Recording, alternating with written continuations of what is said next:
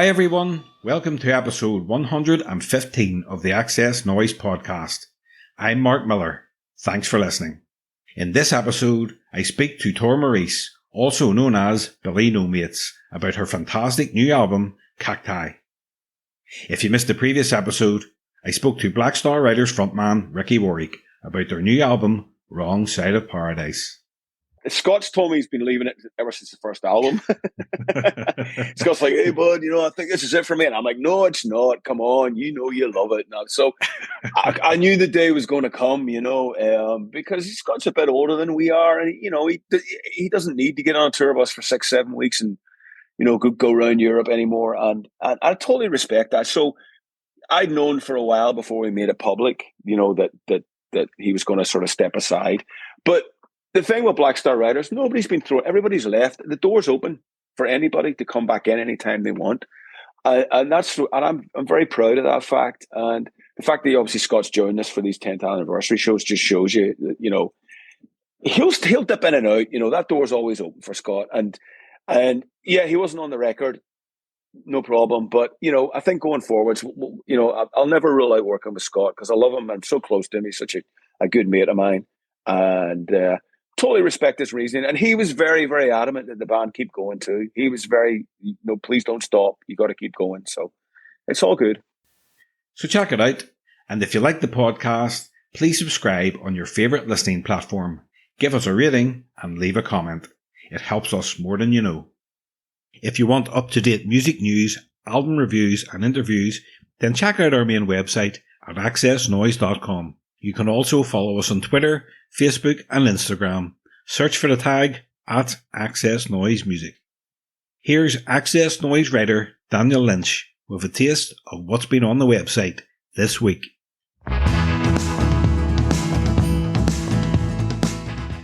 In the reviews section this week, we've got the latest release from Black Star Riders.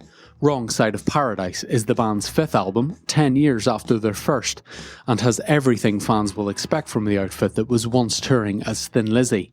Scott Gorham wasn't in the band for recording, although he's back for the tour, so the dual guitars are dialed back a little, but frontman Ricky Warwick crams in hook after hook with huge choruses from start to finish. This Life Will Be the Death of Me is the standout track for me. There's new music on the site from Metallica, who released the second single from their upcoming album, and from Stereophonics frontman Kelly Jones, who's recorded a country rock album with Austin band The Wind and the Wave. And nothing says Eurovision like Johnny Rotten. Public Image Limited have released their submission for the famous song contest. You can listen to Hawaii and all the latest releases at accessnoize.com. Billy Nomates is the project of the Bristol-based songwriter, producer and multi-instrumentalist Tor Maurice. Tor has just released her much-anticipated second studio album, CACTI. In this interview, Tor talks about writing and recording the new album, starting out in the music business, that Jools Holland performance, and lots more. So sit back, relax, and enjoy the XS Noize Podcast with Billy Nomates. Hi Tor, welcome to the XS Noize Podcast. Thank you. Thanks for having me. It's great to have you. Loving the new album and I want to hear more. But before we get into the new album, going back to the start, can you remember the first band or artist that made you pay attention to music? First bands. I mean, I grew up, my dad is a big music fan, so I grew up with his kind of music collection, really. So I remember Golden Brown by the Stranglers is one of my earliest memories of music, and just thinking that it was just from another planet. So I think of that as kind of a first thing. And then from there, I mean, I was like a 7-year-old when the Spice Girls were at the sort of height of their success. And so from there, it was like my first personal choice was Spice Girls. I was like, this is the best thing in the world, And would you still give them a sneaky play now and again? Absolutely. Like their greatest hits, they're writers that they work with. I mean, they're brilliant hits. They're brilliant songs. And to this day, they come on the radio and they've got so much going on in them. And what they were doing and what they were saying and who they were, they were ahead of their time. And I'm really grateful for the Spice Girls, Yeah, I must admit, I like a couple of their songs as well. You know, a good song's a good song. A good song's a good song. I'm never going to be a snob about that. Like, I don't really mind who's done it. If it's in my head and I like it, then. Mm-hmm. I agree. Has music always been the career path that you wanted to follow, or growing up, did you have other ambitions? When I was really young, I wanted to be a pilot. I was really dead set. I was like, I really want to do that. And then I realized there's a lot of maths involved, and I'm incredibly dyspraxic and dyslexic and other things. And so numbers and things like that were just not an option for me. But yeah, so that dream ended and started pretty quickly, really. But no, I think music was always at the forefront. I mean, I always kind of took jobs through my 20s that I didn't have to take too seriously because I would have bands on the side, or I knew that I wanted to have enough free time to pursue music in some way. So it was always at the forefront of, that's the thing I wanted to do. But yeah, I mean, the reality of actually doing it as a job just felt very, very far away for me. So what was the catalyst that made you decide, right, this is what I'm going to do. I'm going to record my first album?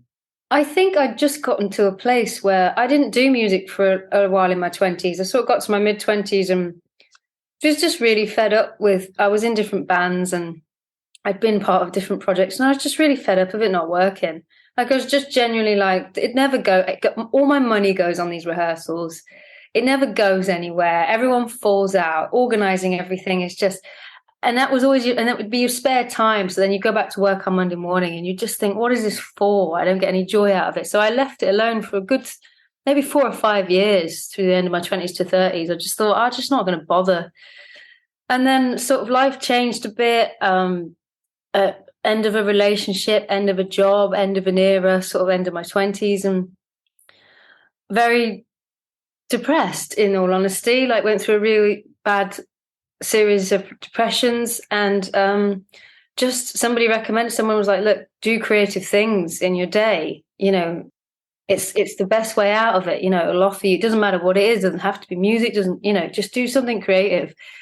And so within like 2 weeks I wrote the first album just in my sister's kitchen, and it really there was no expectation for it. It wasn't like I'm doing this in order to make it. It was just like, I need to do something that I feel is an outlet and represents where I am at this moment in time. And that really was it. It didn't take a lot more polishing from there. And so, yeah, that kind of came about. I suppose the catalyst was feeling lost and sort of thinking, well, the process of making music always made me happy. So, and can you remember the first song that you wrote that you thought, right, this is a really good song?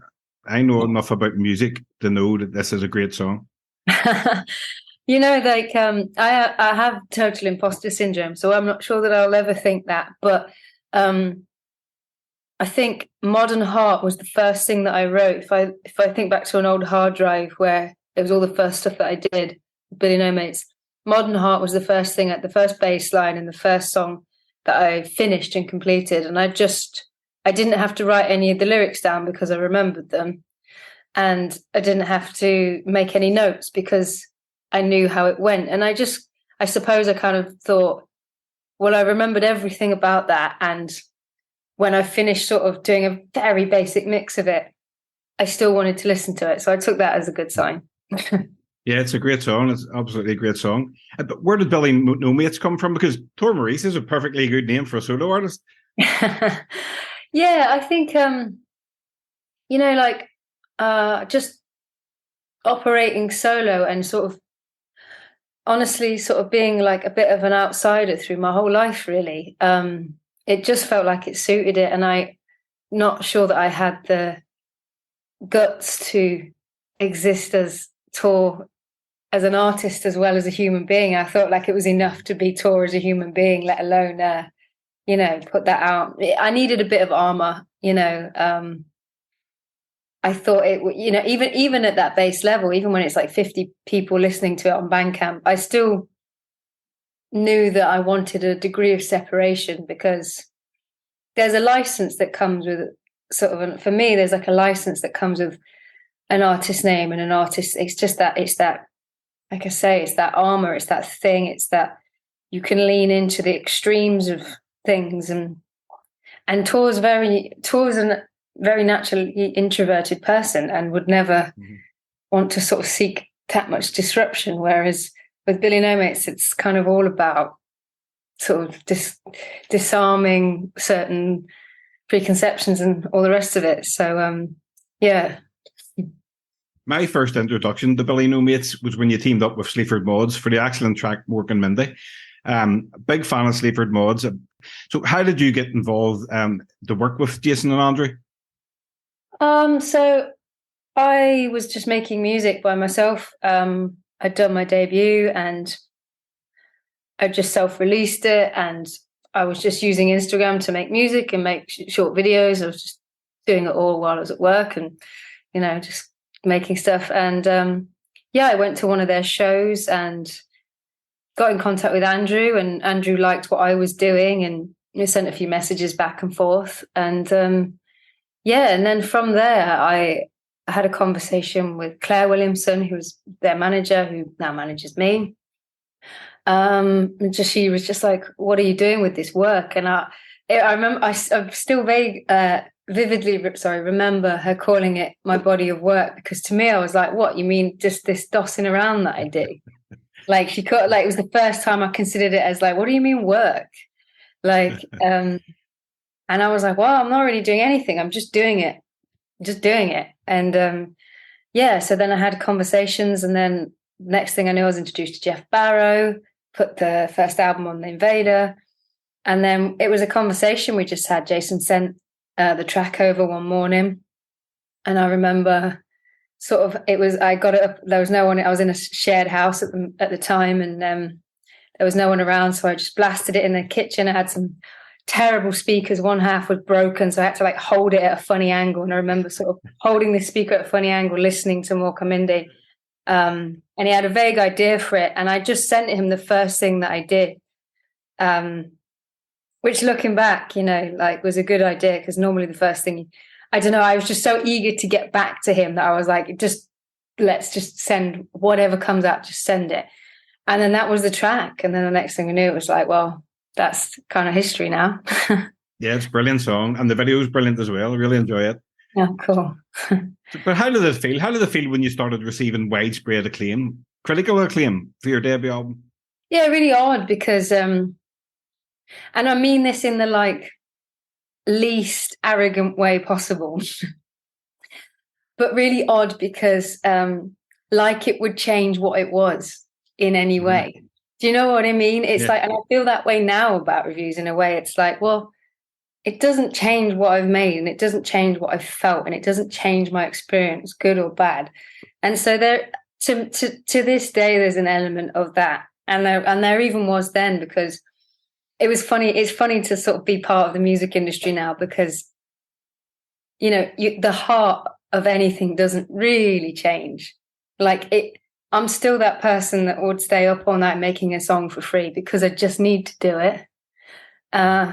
And the heart of that is exactly the same thing. And it doesn't seek or need an opinion, really. It just kind of wants to exist.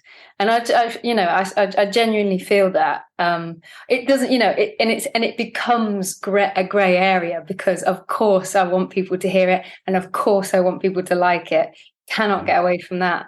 But truly, what I've made is what I've made, and I don't know. I think if you start believing one good review, you have to then believe the bad ones. So. Yeah. But, there's nothing like a bit of constructive criticism as well, But any review I read of especially the latest album, which we're going to go on to, has been fantastic. We give it a great review as well. Oh, thanks. I flagged off reviews. Well, as I say, you've just released your second album, and it's probably your most personal album, Cacti. It's absolutely excellent.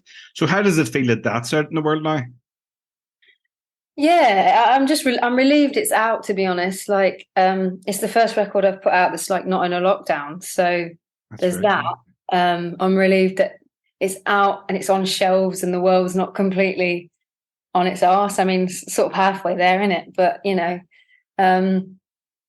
I'm just relieved. It's a long time to live with it. It took a year to do and then like another 6 months to come out. So I've lived with it for a minute.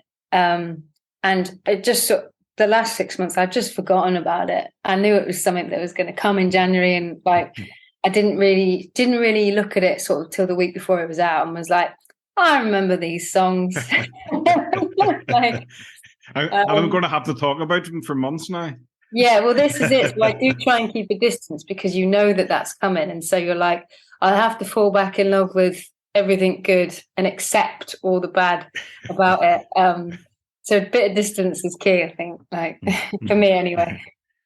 Did you feel pressure going in to write and record Cacti after the acclaim of your debut album? Yeah, I think so. Subconsciously, maybe. I tried to play it very cool and was just like, well, I'm just, I went down the whole thing, but I'm just not going to make the same record twice ever in my career. I hope that I can live up to that. Because I'm just somebody that's always intrigued by what a song can do. So there was pressure, and there was pressure.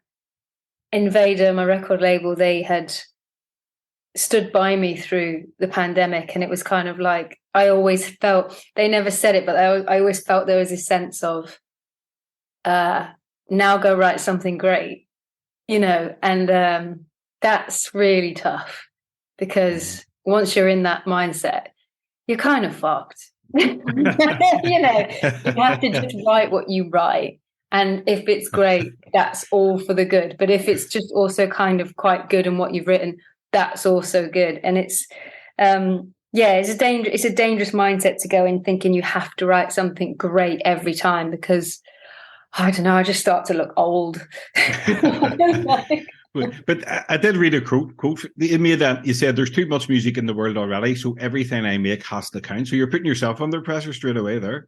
Oh God! I mean, I will absolutely be the rise and fall of Billy Nomates. I absolutely will. Like I totally do put the pressure on, because you just you can't help it. It's like you always want to do a good job, and you always want to make something interesting for people. Like I do truly believe that. It's like there is so much music that it's not like the 70s where like a select few super talented people have a record deal and make a record. It's like, no, anyone in the world can make a record, really.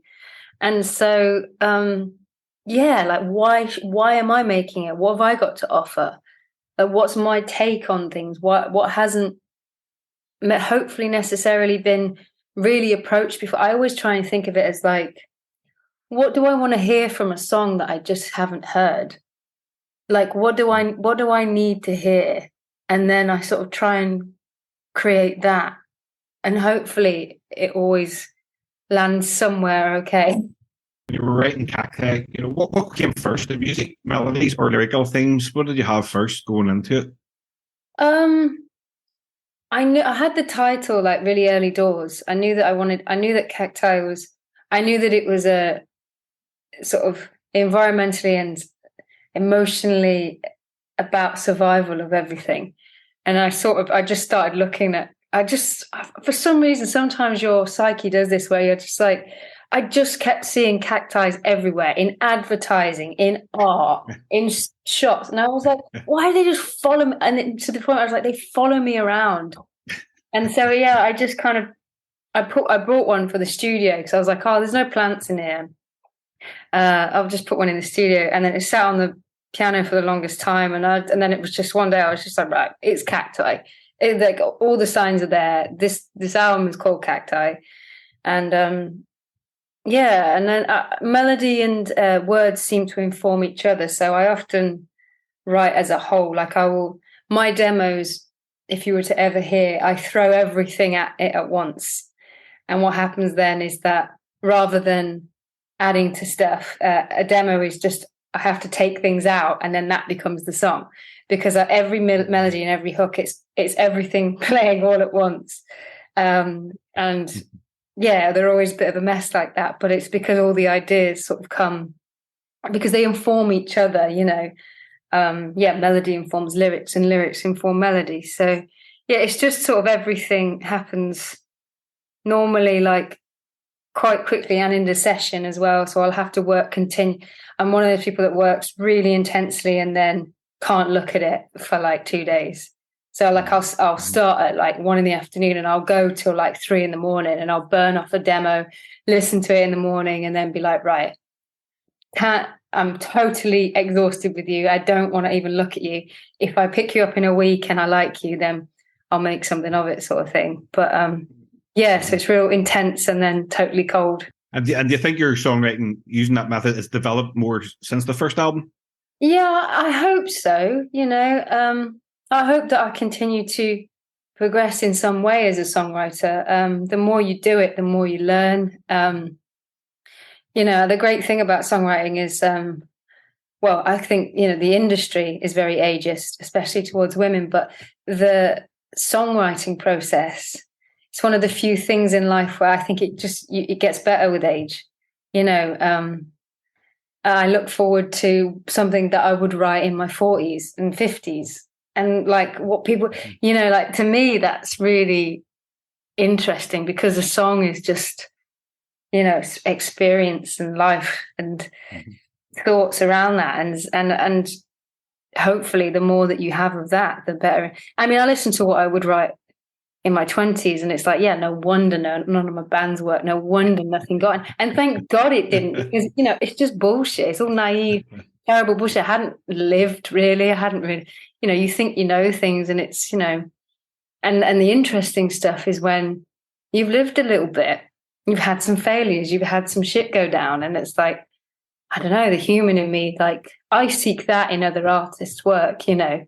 One of the reasons one of Super Mod's biggest fans was because of the experience in that and like the grey area and stepping into that field. I hadn't heard that many artists ever be that honest about stuff. And, you know, that's really appealing. And they'd had a life, you know, and a song can really represent that. So yeah, I hope that with age I can just continue progressing.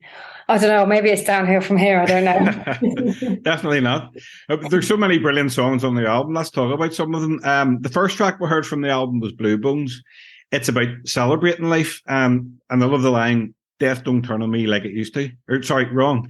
Death don't turn me on like it used to. There we go. Yeah. And you know what, like everyone kind of has an interesting take on it of their own, and I really like that about that line because you can really just use that however you want to use it, and it's true. But yeah, I think it definitely vaguely comes from that place of celebrating your sort of defeat of depression and your defeat of all things kind of dark and sort of down but it's a hard thing it's hard to come out of that, you know. Yeah. And it's like I always think of it as well, where it's like that line of like, don't turn me on like it used to. Like, it's not completely out of love with the idea, it just doesn't excite me. But you know, that's an interesting to me that you know, it's an interesting grey area for someone. I'm fairly open about my own depressions because I think you have to be, and it's a bit of a double-edged sword. And again, I sort of wrote it because it was one of them songs that I just felt like no one had really said it how I needed them to say it. And it really did get created out of that space about, I don't think it's really not a sexy thing to talk about depression. Yeah. Especially like when you're really going to go into it. And the same with like apathy, you know, I just touched on that. It's like, these are not attractive things to talk about. But they're so common and everybody goes through it. So it just felt like it was sort of my duty at one point to just be like, well, these are the things you feel the most right now. And as an artist, you kind of have to lean into that. So, yeah. When I heard that refrain, and I actually felt positive, I thought it was a positive line. It really did. It Right. really made me feel that way. Yeah, that's really good. And it is melodically definitely designed for that, that juxtaposition. It's definitely designed to go there, but to lift you and to sonically. Yeah, I sort of always see it as sort of like a skeleton in a top hat and a cane, in my head. Like it's that weird kind of Dance with Death where you're like, why is this strangely cartoonish and pleasant? That's kind of the visual I had. Yeah, but I love songs like that where, if you're not really listening to words and people are dancing to it and it's really upbeat, and then you really get into it and then you really listen to the words. And it is that juxtaposition, as you say. Yeah. Well, I think that's life.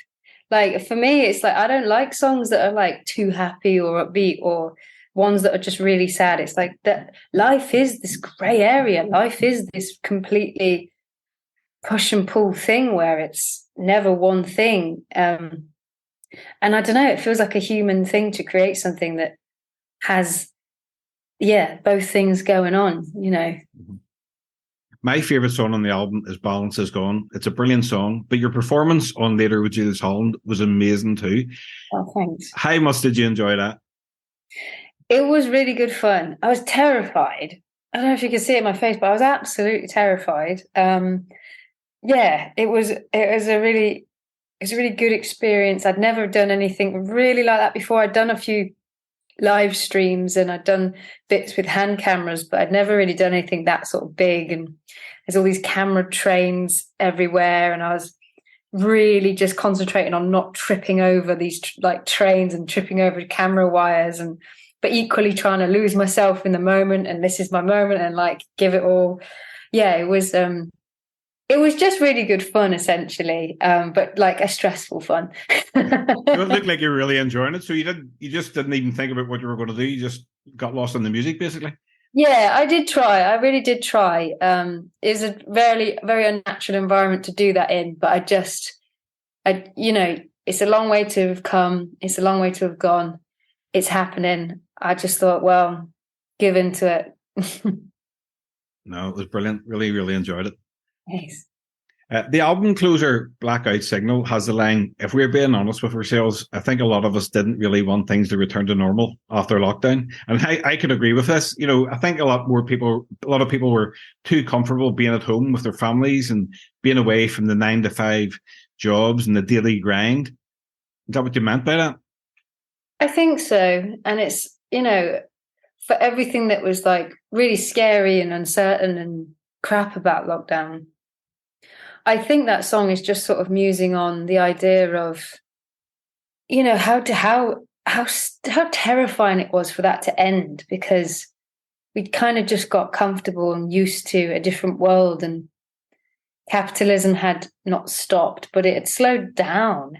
And like, I am quite an introverted person, and the pressure wasn't, I could just put music into the world and I didn't have to stand next to it and do anything. And there's a part of me that, and there's just a part of me that did enjoy it, and that's a terrible thing to say, but at the same time, it's like, I think it also is sort of, for me, Blackout Signal was really musing on the fact that I don't think this is the last time that we will see a lockdown in our lifetime. I truly believe that was a taster of what's to come. I think the world's a really volatile place, and I can see it happening again for something else or something even crazier. And I think that, the whole line of I dream of shutdowns now, it's not necessarily a voluntary dream. I just think of it and kind of, I just think in our lifetime there will be other things happen. And it's not supposed to be a bleak song. It's just sort of reflecting on it. I wonder if people will take it the next time, but that's the thing, Yeah, well, whether they'll take it or what will, at the moment, like, I don't have a TV in my flat, but if you even like sort of glance at the news headlines at the minute, it's just, I couldn't tell you what's going to happen. Like, I sort of hope there's just this deep civil unrest, because it's so it's so on the edge of collapse, everything, and you can really feel it. And I think you don't have to have too many conversations with people to go, yeah, like, where does this end? Where does it go? Do we just sleep? Do we really just sleepwalk all the way down? Yeah. That's what it feels like we're doing. And I don't know, it's wild. It's really wild. Sometimes it's better not thinking about it for a while, Absolutely. Sometimes it is truly is better to just go outside and just make something and just create your own world, because the real one is absolutely terrifying. Absolutely. What song on the album do you feel most connected to? It kind of varies, really. At the moment, I'm really enjoying CACTI as a song, because it feels like just before I kind of start the tour, which is most of the year that I'm out, it just kind of feels like this statement of intent of what it's all about and why I'm doing it. And it's just this, I'm sort of in a rehearsal studio experimenting with a few things at the moment. And it just feels this like cathartic moment of like, I kind of can't believe that I'm doing it, and that I'm here. Pinch yourself. Yeah, and that I'm doing it and that I've survived it. And it really does feel like that. We've survived and we're here, and I'm taking it to the Forum in April, and that's insane, So yeah, I think CACTI at the minute is the one that I kind of have in my head a lot. And you're also you're taking it around the UK and Europe in March and April, so you must be really looking forward to those shows. Yeah, it should be good. It's interesting. Like, I'm sort of, like I say, I'm experimenting with what that looks like at the minute. So there could be some sort of new things creeping in, and I'm just excited to go take it to Europe, to places I've never been before, all around the UK, and just then to the States in May, and then festivals till the end of time, I think, by the looks of it. But do you know what? It's genuinely exciting. It's slightly daunting, and like I think there's a part of me that's absolutely terrified to do it, but also keen to get on the road and just to get out there and take the songs places. You created this body of work and have a chance to sort of take it around the world, essentially, and it's just insane. So yeah. What goes through your head when you're about to step on the stage? Oh, what the hell am I doing? Honestly, like, I'm always terrified, and I've been told I have a good poker face.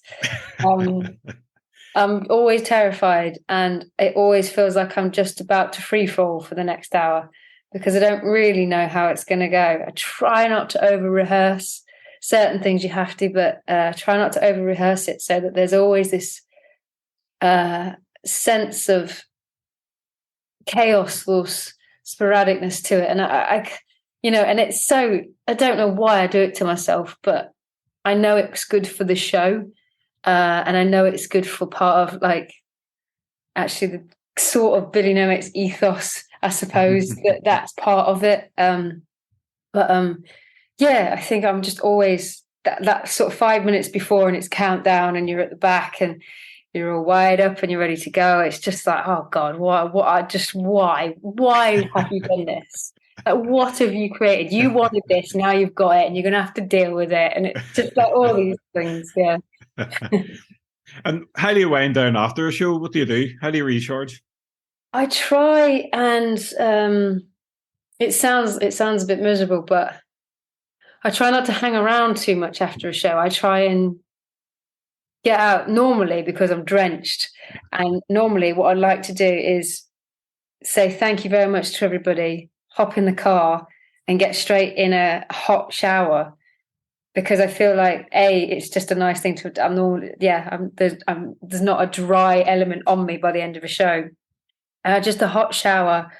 And then that kind of literally the physical cooling down really just relaxes everything, because you're buzzing, you're absolutely buzzing, and the adrenaline's going and you finished, and it's something about physically cooling down and just putting something really mundane on the TV, like something so sleepwalky, like Frasier or Friends or something, like, and cooling down and just like, and then it's almost like it didn't happen. And in an hour's time, it's like it didn't happen. It's like a fever dream. It's so odd. It's like I've tricked my body into being like, we've been here the whole time. So, yeah, it's tricky though. Like I find if I hang around for too long, what happens is the adrenaline just stays with me till like 3 or 4 in the morning. So if I kind of catch it in that sweet spot, I can wind down and sort of be asleep by like 2 normally. So, yeah. Just a few more questions, Tor. I like to ask my guests the following questions. If you could go back and relive one musical moment from your career so far, what would it be? Oh, Glastonbury last year was really good. I was in the left field tent and there was a good sized crowd when I started. And by the end of the sort of first song, the tent was, people were just like queuing up outside, and it was so full, and it was a full tent, but then people were all around the outside as well, and it just felt surreal because I was like, if you know me, you know me, but I don't expect that, and it just was this real moment of like everyone knowing the words and everyone's happy and drunk, and after 2 years of not seeing that really on that kind of scale, it was really emotional because I was like, wow, you've heard the songs on the radio and you've been buying it this whole time. I just never saw it. And it was a real moment. And my dad was able to come to it. My dad is disabled and they got him like a disabled platform. And so he was there. And so it's just, that will always be, no matter where I go from here or where I play, that moment will stay with me for a long time. Wow, sounds amazing. It was good. For us music fans, music is the soundtrack to our memories. What song or album, when you listen to it, brings back the best memories for you? I remember borrowing / stealing somebody's Lars album. The one with the eye, I can't remember, the one with the eye on it. It's like, it's their only album. Their only album, isn't it? It's their debut album. It's their debut. That was their only album. Well, there's been a few sort of, live albums, but that's their only one album. That was it. Yeah. Well, I remember at school, and it had been out for a while when I was at school, but I remember acquiring it from someone with my CD Walkman and just sort of had it on in my headphones. And I used to walk around school with my hoodie up with it in. I used to spend lunch times like with it by myself and just thinking it was like the best thing I'd ever heard.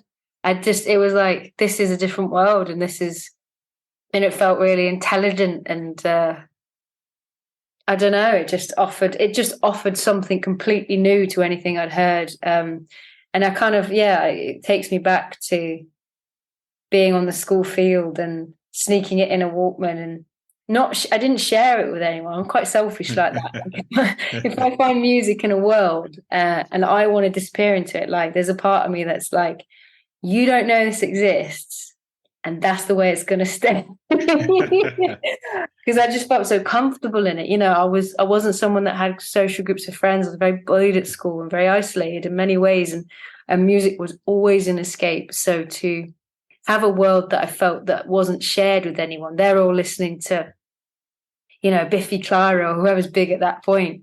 And I was just like, you don't know, you don't even know like about this. Like it was, I enjoyed that. Yeah, it's a classic album, one of my favorites as well. Every song is just so well crafted. He's a brilliant songwriter and just a brilliant vocalist as well. Something so raucous and raw about that album, and like the raspiness of his voice. And I think of it often because I just think they created something there so special. It really is a special album. It's cool. Yeah. And, if it's going to be their one and only album, what an album, Yeah, well, this is it. I mean, wow, one and done. Like, cool. Yeah. Out of all the music in your collection, which artist or band do you have the most albums by? It's got to be Bowie. I mean, I've got pretty much everything he ever did, and even like the weird stuff. And I like the stuff that he got panned for the most. You know, like any Tin Machine stuff, like Earthling. His techno album is one of my favorite albums that he did. Yeah, he can just do no wrong for me, and he's one of them artists. It's like even his so-called, rough patches, I think are absolutely brilliant. So yeah, I love Bowie. I have most of his albums, but I still just prefer to stick on his hits. I find it hard to really sit through a Bowie album all the time. And, See, the thing is, I especially after he died, I took great comfort in like disappearing in his albums, because there's just a part of me that's always like, he's just so ahead of himself in so many respects. Like I tell it to everyone all the time, but I maintain that his techno album will have a resurgence in like 5 or 10 years, and people will really look to it. Like, I just feel like he's one of them artists that he could see way beyond. He could see way beyond what any record label or any artist was, doing. And also he just didn't give a fuck, did he? Like he did some quote unquote terrible things in his career, and they were all his choices, and they were all, in my eyes, like brilliant things to do as an artist. He just did it all, and he did it his way. And I think he blows my mind. Like, I can stick any album on and go, this is brilliant. I watched this documentary, Moon Age Daydream, recently. Have you seen that? Sure. No, because a few people said that it was a bit of is it a bit down on him? It's interesting. It's not your usual documentary. It's different. It's very immersive. Right. I would advise watching it in the cinema or a big TV with surround sound or something like that. But it is. It's not. I wouldn't go back to it a lot, but it's good. Yeah, I'll try and catch it at some point. There's a part I'm so precious about him. There's a part of me that's like, if he's not represented like perfectly, then part of me is like, oh. No, he definitely is. He definitely is. Cool. Just a couple more, Tor. Which song or album is your guilty pleasure? A guilty pleasure. Even though we did say at the start, a song's a song, good song's a good song. Yeah, this is it. I guess you're asking, like, what do I not talk about publicly? I always say to people who I'm talking to, what song would you, if you were driving down the road and you had it on in the car, would you have the windows down or would you have the windows up? I think windows up would probably be someone. I don't know, who would I have the windows up for? I like some kind of trashy house music occasionally. And I think it's just like the drum patterns is what I'm interested in, really, or like the electronic sounds of it. Like some kind of, I'm trying to think, like, well, by no means is this trashy, but like I would maybe put like, there was a couple of Bicep tracks that came out that I was like, quite like that, Local lads. Yeah, but I don't know that I would. I don't know that I would wear that on my sleeve. Well, I can't say nothing because they're from Belfast, so Oh. I have to watch what I say. Yeah, no, that's fine. No, well, this is the thing. It's like, they've put out a couple of things that I liked, but that's not really the sort of. I suppose what I mean by it is that it's not really the typical thing that I would listen to. Yes. But I'd find myself sort of occasionally, they'd come into a playlist, and I wouldn't skip it. Well, that's interesting because most people say the Bee Gees or ABBA. Yeah. Oh no, Windows fully down for that. Yeah, absolutely. Yeah. Last one then, Tor. Is there anything coming up you would like to mention before we wrap up? We've mentioned the tour. Anything beyond that? Sure. No, other than CACTI's out right now. If you want to support it and buy a physical copy or a physical piece of merch or a ticket, it keeps me going as an artist and makes me allows me to keep writing songs. So other than that, No, I think I'm all good. Nice one. Well, it's been great talking to you. Hopefully you'll come to Ireland, to Belfast or Dublin on the tour at some stage. I'm so gutted that it's not on the route. I was there last year. Was it last year or 2021? I played Whelan's, and that was amazing. Like, it was, I always talk about it, is like one of my favorite shows. The audience was like one of the most up for it audience I've ever played to. That's the Irish crowd. It's the same as Belfast as well. Yeah, right. Yeah, I think I did play Belfast. I feel like I've been to Belfast at some point.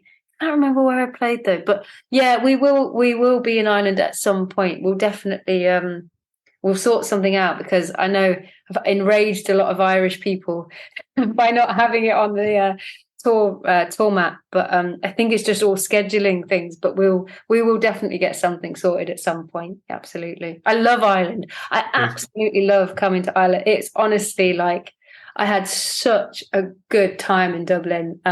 We didn't want to leave. Like, yeah. Yeah, well, hopefully you'll be back some stage this year, or maybe next year. It'll be great. I hope so. Absolutely. Well, again, thanks very much, Tor. It's been great talking to you. Absolutely love the album. Love the first album. It's such a pleasure to have a chat with you. Excellent. Yeah, of course. Yeah. Well, thank you very much. It's been a pleasure to talk to you as well. Bye.